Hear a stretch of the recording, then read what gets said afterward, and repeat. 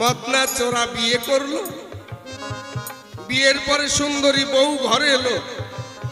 এখন ঘরে এসে ওই সুন্দরী বউ যখন জানতে পারে আমার স্বামী প্রতিদিন চুরি করে, বউ সুন্দরী করে মানা, চুরি করা ভালো না, তুমি চুরি করতে যেও না, দরকার হয় 3 বেলা না খেয়ে 2 বার খাবো, ভালো কাপড় না পাই ছিঁড়া কাপড়ই পরবো, তবু তুমি চুরি করো না স্বামী।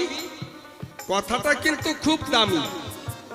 এখন মদনা চোরে কয় বিয়ের সময় কি হয়েছিল ঘটনা সেটা কি জানার হয়?